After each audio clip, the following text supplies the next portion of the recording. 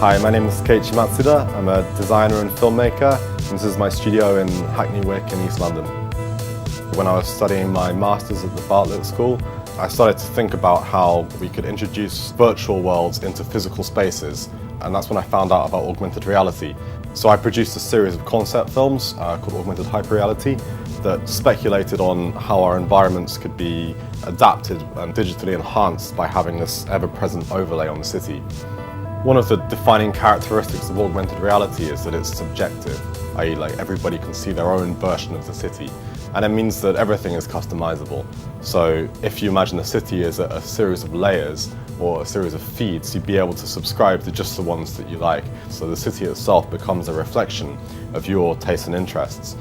Since the time I started developing those original films, I've always wanted to extend those ideas and continue the research.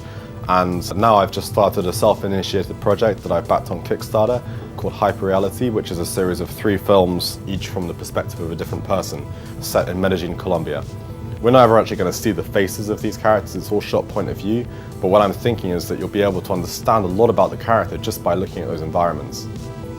For Dzina Mini Frontiers, I'm going to take a scene in one of the upcoming Hyperreality films and explore what it's like to be driving through the augmented city.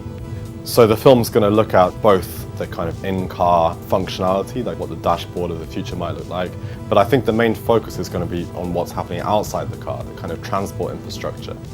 The type of future that I'm imagining is a future where augmented reality is everywhere. It's a part of everything. We don't even consider it as a technology anymore.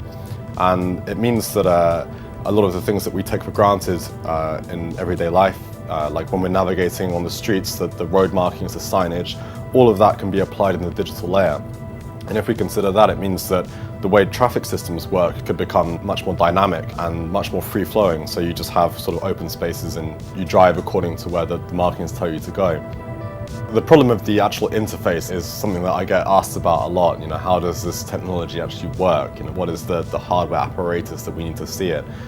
I'm aware of some projects happening right at the moment which are sort of set to kind of revolutionize this kind of process. It's not like Google Glass putting on, but it's something much bigger and much deeper.